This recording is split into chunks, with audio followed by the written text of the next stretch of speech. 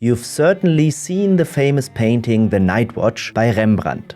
But have you ever taken a closer look? Because if you do, you'll spot a small, barely visible person gazing at you from the back of the crowd. They stand there, looking over the shoulder of an ensign, almost as if they were just accidentally in the picture. But in a painting like this, nothing is left to chance. The Night Watch is filled with such hidden symbols and stories. Who is the girl with a pistol? Why were parts of the painting cut off later? What was on them? Why is the title The Night Watch wrong? And who is this mysterious observer in the background I've already mentioned? The person in the background. Art historians are largely in agreement on the answer to the puzzle of the person in the background. This person is none other than Rembrandt himself. The painter snuck himself into what is perhaps his greatest masterpiece. And not just for fun.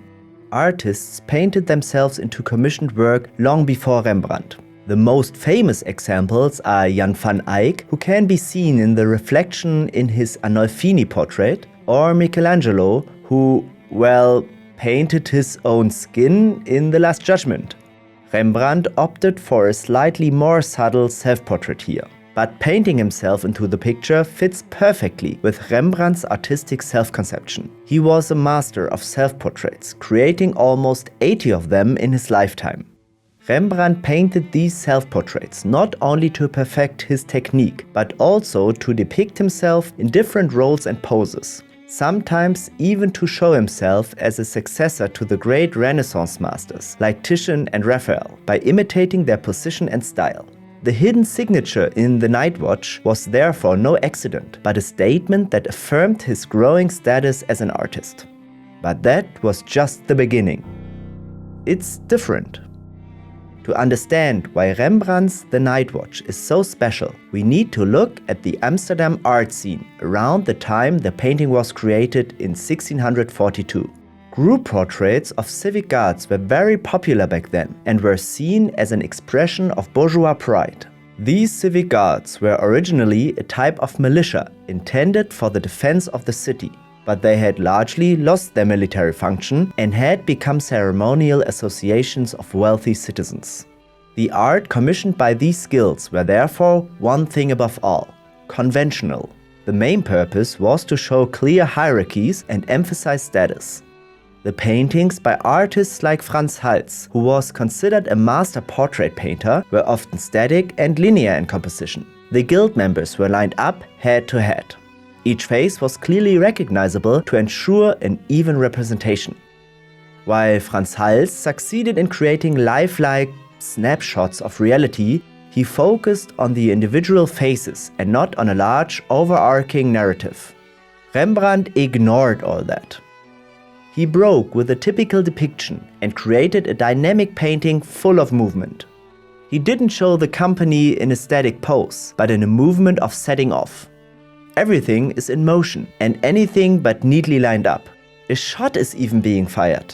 It's as if the entire scene is coming right at you from the painting. This effect is enhanced by the enormous size of the picture and the life-sized figures. Compared to the other group portraits painted for the Guildhall at the same time, Rembrandt's work was a break from tradition.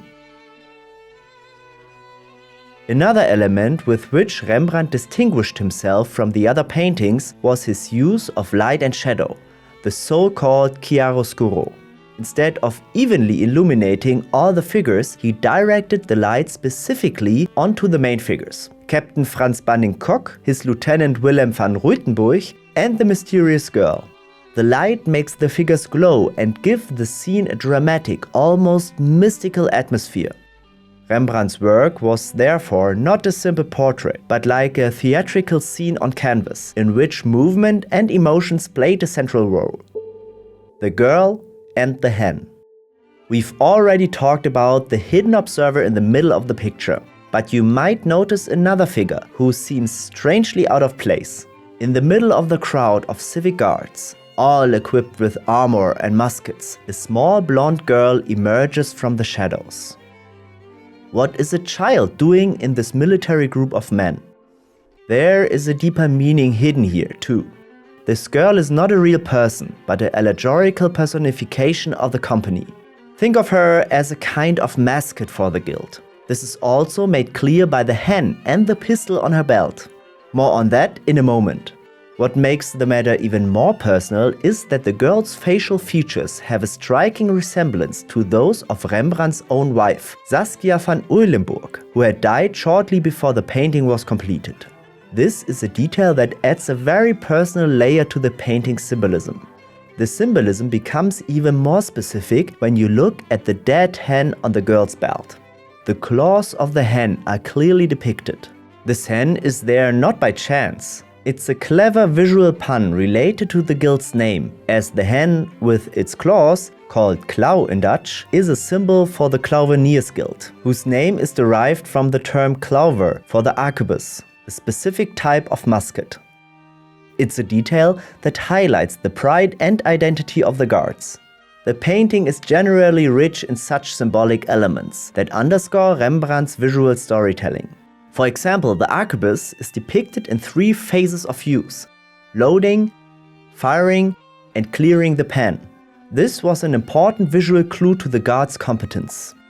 All these details, the barking dog at the bottom and the symbolic objects, create a complex, vibrant picture that conveys both chaos and order. The fatal cut and the wrong name. But even such a brilliant work of art is not safe from the whims of history. The most tragic chapter of the Night Watch began in 1715. The painting was supposed to move from the guild's meeting place, the Klauweniersdolen, to Amsterdam City Hall. But there was a problem. The monumental picture with its enormous dimensions was simply too big for the intended space between 2 doors. What happened next is still hard to comprehend. Instead of finding another solution, strips were cut off all 4 sides. The greatest loss occurred on the left side, where 2 musketeers and a small child were completely removed. This fatal cut destroyed Rembrandt's carefully planned composition, in which the main figures were positioned slightly to the right of the center. The cut shifted them to the center of the picture, and some of the original movement and dynamism were lost. The cut-off parts were never found again. Fortunately, a copy by Gerrit Lundens from before 1653 exists, which shows us what the original looked like. And then there's the famous name, which is also based on a mistake. When you see the painting today, it appears dark and mysterious, which makes the title The Night Watch seem very fitting. But the painting does not depict a scene at night. It shows a daytime departure, which was originally set in bright sunlight. The name only came about in the 18th century, after the painting had been so altered by a darkening layer of varnish and dirt that it was mistakenly interpreted as a nocturnal scene. At the time, the civic guards were also only used as night watches. However, it must be said that in the 17th century, it was not common to give names to paintings. Instead, the painting was referred to as the Company of Captain Franz Banning-Kock and Lieutenant Wilhelm van Ruytenburg, painted by Rembrandt. This is also the name the painting is still predominantly called in scholarly literature today. Rembrandt's legacy and the never-ending story. The story of the Night Watch is as complex and turbulent as the painting itself. It is a narrative full of mysteries and twists of fate that has made the painting a national symbol of the Netherlands. It has been through a lot. The fatal cropping, a wrong name, being hidden from Napoleon under the floorboards of the Treppenhaus, and from the German occupiers during World War II in a tunnel 35 meters underground. But the story is far from over. Today, the painting continues to be researched with the latest technology. The so-called Operation Night Watch uses artificial intelligence, CT scans, and X-ray fluorescence analysis to decipher Rembrandt's working methods. This is how an unknown lead-containing protective layer was discovered under the painting's primer, showing that Rembrandt experimented to make his works more durable.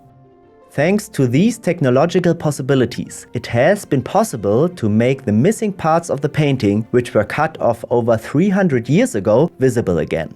Artificial intelligence has reconstructed the original composition based on the old copy by Gerrit Lundens, allowing us to look at Rembrandt's original version. The Night Watch surprises us again and again and shows that the story of old paintings is far from over. And that's why it's art.